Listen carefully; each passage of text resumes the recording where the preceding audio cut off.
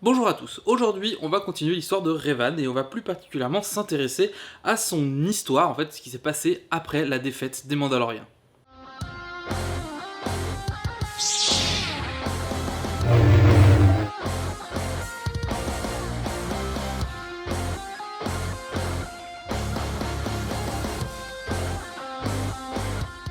La révélation de Mandalore l'Ultime sur le fait qu'il a été trahi par un Sith va interpeller Revan qui décide donc de se rendre dans les régions inconnues sur la planète Rekiad pour voir ce qu'il en est de ses propres yeux.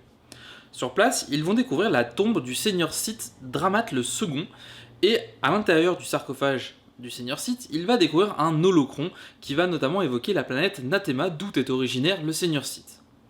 Alors, à ce moment-là, Revan va mettre le masque de Mandalore dans la tombe de Dramat le Second, de façon à être sûr et certain que plus jamais personne ne mette la main sur cette tombe, sur ce masque, et ne devienne le nouveau Mandalore et ne puisse régénérer des conflits contre la République. Parce que même s'il a viré côté obscur, il est quand même pro-République. Ils vont se rendre, lui, Malak et la flotte, vont se rendre sur la planète Nathema, en fait, où il va découvrir quelque chose d'absolument abominable, il s'agit d'une planète morte. Sur place, ils vont également découvrir l'histoire d'un mystérieux seigneur Sith qui se fait appeler le seigneur Vitiat. L'histoire du seigneur Sith Vitiat démarre en moins 5113 par sa naissance, tout simplement, sous le nom de Tenebrae, sur la planète Medrias, dans une petite famille de fermiers. Alors, au début, c'est un enfant comme un autre, c'est un Sith pure race, mais un enfant comme un autre.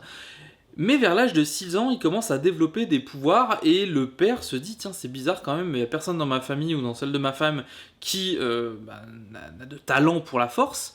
Donc du coup, il y a quelque chose qui est un peu pas normal. Il va bousculer un petit peu sa femme qui va lui avouer que effectivement, il n'est pas le père de l'enfant et en réalité, cet enfant n'est autre que le fils de Dramat, du seigneur Sith Dramat.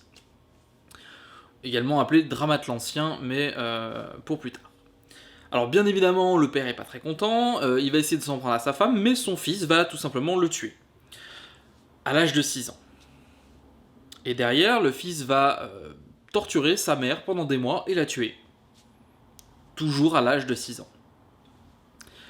Les années passent et il va gagner en influence, puisque du coup, en fait, il va commencer à conquérir un petit peu les villages. Les gens sont subjugués par son pouvoir et en fait, il obtient des partisans.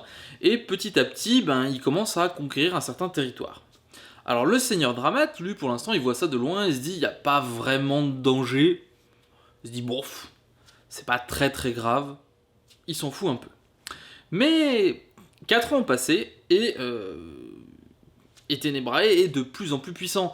Et à ce moment-là, Dramat commence à s'interroger un petit peu sur la puissance de cet individu, parce qu'il se dit ouais, le mec quand même, il a conquéri une bonne partie de mon territoire, faut quand même que je réagisse, que je me pose des questions. Et il va donc envoyer son armée, il va même directement aller lui-même à la rencontre de Tenebrae, en se disant je vais quand même lui botter le cul. Mais c'est l'inverse qui se produit, puisque Tenebrae va tout simplement rendre fou, vraiment littéralement fou, Dramat, pour le torturer et pour le tuer, alors qu'il n'est âgé que de 10 ans. Donc, il a 10 ans et il a botté le cul à un seigneur Sith. C'est pas rien. Voilà. 3 ans plus tard, alors qu'il est âgé de 13 ans, il a fini de conquérir la planète Medrias. C'est donc à l'âge de 13 ans qu'il rend visite à Markaragnos, qui est très impressionné par le pouvoir du garçon, et décide de l'autoriser à régner sur la planète Medrias en tant que seigneur Vitiat. Alors, vous allez trouver sans doute plusieurs appellations, également l'appellation Dark Vitiat, mais pour l'instant, il n'y a rien qui l'atteste. Je pense que Dark Vitiat est l'appellation française, alors que Seigneur Vitiat ou Lord Vitiat est l'appellation anglaise. Pour autant, à aucun moment il n'existe de Dars Vitiat en anglais, donc le titre d'Arc n'a pas vraiment de raison d'exister à ce moment-là, surtout qu'aucun autre seigneur Sith, si ce n'est Dark Andedu, mais loin loin dans le passé, aucun autre seigneur Sith ne porte le titre de Dark ou de Dars à cette période. Du coup, le Tenebrae renommé Vitiat se rend sur Medrias et décide de renommer la planète en Nathema. On est à peu près aux alentours de 5100 et du coup il va régner pendant une centaine d'années en n'hésitant pas vraiment à torturer et exécuter les gens qui s'opposent à lui, mais également il va s'intéresser énormément aux secrets de la force, il va vraiment étudier la force de façon à en tirer le maximum de pouvoir. À la mort de Markaragnos en -5000, quand le conflit éclate entre Ludocrèche et Nagasado, il décide de ne pas prendre parti, d'autant plus que Nathema en fait est un monde à la frontière de l'Empire Sith et du coup ne craint pas grand chose.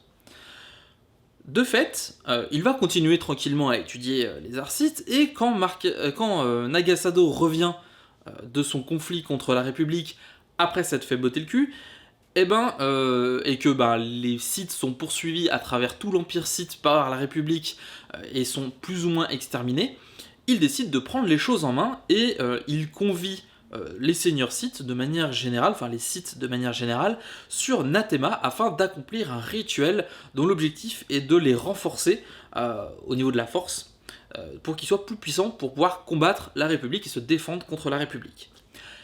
Mais c'est une grosse arnaque, puisqu'en réalité, il s'agit d'un rituel qu'il va mener avec l'aide de tous les sites qui sont pointés sur Nathema, croyant, on va dire, à sa bonne parole.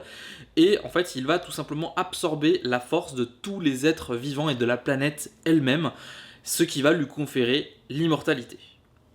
La chose à savoir, c'est qu'il n'y a pas moins de 8000 sites, soldats sites, seigneurs sites, enfin du moins 8000 sites sensibles à la force qui se sont manifestés à Vitiat et qui ont donc sont morts comme des cons, on va dire un peu, mais qui sont morts dépouillés de la force.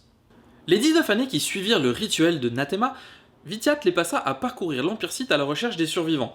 Il les réunit et il les emmène sur Dromundkas. Alors il y avait quelques assistants à lui avant qu'il décide de les dépouiller de la force, qui lui avaient dit ça doit se trouver dans ce coin-là, à peu près, parce que c'était une colonie Sith perdue, donc il n'y a pas vraiment de certitude sur sa localisation, c'est pour ça qu'il mettra quasiment 20 ans, donc 19 ans, à la trouver, et finalement il parvient à Dromundkas en -4980, et il décide d'y établir son nouvel empire, avec tous les Sith en fait qui du coup vont le rallier.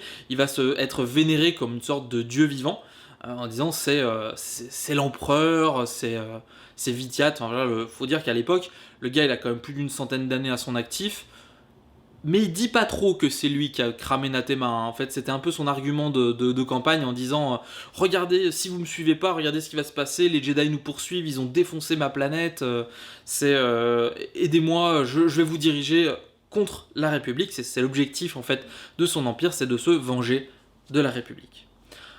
Très rapidement, il va décider de prendre 12 conseillers pour former le Conseil Noir, en fait, qui aura pour objectif de régner sur l'Empire Sith, sur ce nouvel Empire Sith. Alors cet Empire Sith, vous pouvez le trouver sous le terme de Second Empire Sith, Nouvel Empire Sith, à ne pas confondre avec le Nouvel Ordre Sith, ce qui n'a absolument rien à voir, ou également l'Empire Sith reconstitué. C'est les trois appellations globales qu'on peut trouver, même si très souvent c'est le Second Empire Sith ou l'Empire Sith reconstitué. Eux-mêmes l'appellent pas Second Empire Sith en fait, ils l'appellent juste l'Empire Sith. Voilà, tout simplement. Donc, ces 12 conseillers vont avoir objectif de régner sur le nouvel empire, depuis la chambre du Conseil Noir, tout en rendant des comptes directement à Vitiat. En fait, en gros, c'est moi, je gère ma vie d'empereur dans mon coin, vous gérez l'empire. Parce que Vitiat, lui, il a quand même un objectif, c'est aussi d'accroître ses pouvoirs. Il est immortel, certes, mais ça suffit toujours pas. Donc il va passer énormément de temps à étudier la force, tout en laissant les rênes plus ou moins de l'Empire au Conseil Noir. D'ailleurs, à plusieurs reprises, quand il y aura des conflits entre des conseillers entre des conseillers noirs, on va les appeler comme ça, il va décider de dire soit vous réglez ça entre vous, soit je vous tue tous les deux. Il avait une méthode expéditive, il se posait pas trop de questions, Vitiat. Donc du coup, de temps en temps, quand il y avait un conflit, on avait deux conseillers noirs qui canaient, qui étaient remplacés.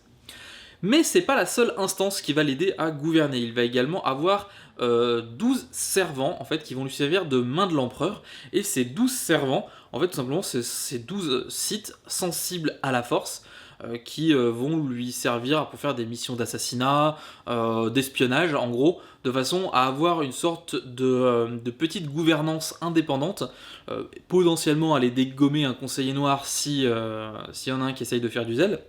Mais en fait, les 12 servants, donc qu'on appelle la main de l'empereur, ne répondent directement que à Vitiat et à nul autre. Et il y a une deuxième structure qu'il se monte et qui ne répond qu'à lui, c'est la garde impériale. La petite particularité de la garde impériale, c'est que justement aucun de ses membres n'est sensible à la force, mais ils sont tous liés télépathiquement à l'empereur, ce qui en fait des soldats extrêmement loyaux, parce que du coup ils peuvent pas vraiment mentir à l'empereur, mais également incapable de leur bloquer en fait le moindre souvenir, la moindre pensée. C'est-à-dire que tout ce que voit et pense un garde impérial, Vitiat le voit et le ressent. Ce qui évite les trahisons, ce qui est une bonne chose, et ce qui permet d'assurer sa sécurité, et ça lui sera bien utile. Alors je ne vais pas tout vous détailler de ce qui s'est passé dans la vie de Vitiat, puisqu'il y a plusieurs événements qui sont venus rebondir. La plupart de ces éléments ont été introduits par le jeu The Old Republic, puisqu'avant Vitiat était un personnage qui n'existait pas et qui n'a été introduit que par ça, et il me semble le roman Revan qui est paru juste avant le jeu The Old Republic. En tout cas à l'époque des KOTOR, le personnage de Vitiat n'existait pas. Toujours est-il que en moins 3978, en fait, il va envoyer un émissaire à Mandalore l'Ultime, et cet émissaire va demander à Mandalore de l'aider à retrouver la tombe Sith de Dramat le second sur Rekiad.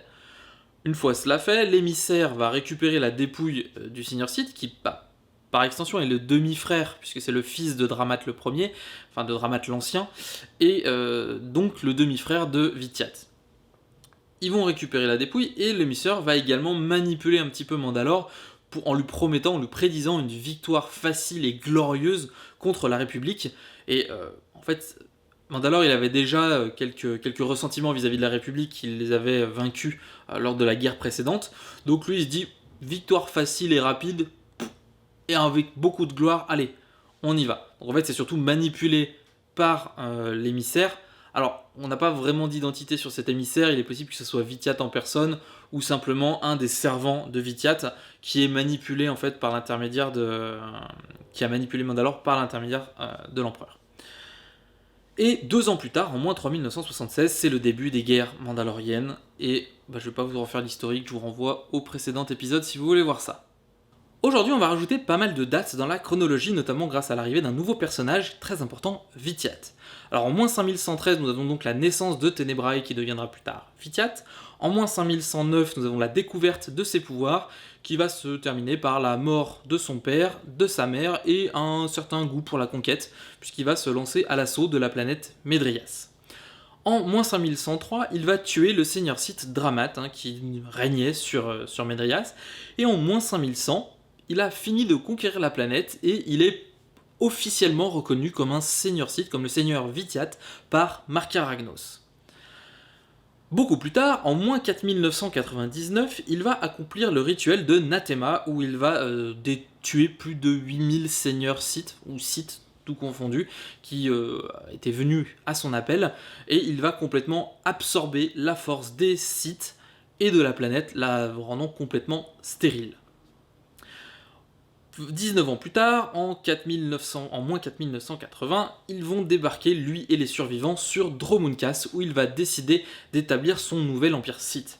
Alors s'en suivent plein de petites choses, mais on va surtout s'intéresser aux guerres mandaloriennes, avec en moins 3978, un émissaire Sith, alors peut-être Vitiat lui-même, va pervertir Mandalore l'Ultime en lui annonçant une victoire facile et écrasante et glorieuse contre la République. Et bien sûr, 2 ans plus tard, en moins 3976, nous avons donc les Mandaloriens qui ouvrent les hostilités avec les guerres mandaloriennes. C'est la fin de cet épisode, j'espère qu'il vous a plu, n'hésitez pas à le liker, à le partager, à mettre ce que vous en avez pensé dans les commentaires, un petit pouce bleu, petit pouce rouge si vous n'avez pas aimé. J'ai pas pu tout mettre parce qu'il y a énormément de choses et je pense que l'épisode aurait été trop long, notamment sur l'histoire de Vitiat, et je pense que il y en a pas mal en fait, ça reste des anecdotes liées à des quêtes sur le jeu The Old Republic, donc je me suis intéressé plutôt à l'essentiel du personnage, sur ce qu'il représente, et on verra que ce personnage va continuer d'évoluer à l'avenir. Sur ce, je vous souhaite une bonne fin de journée et je vous donne rendez-vous la semaine prochaine pour la suite des aventures de Revan.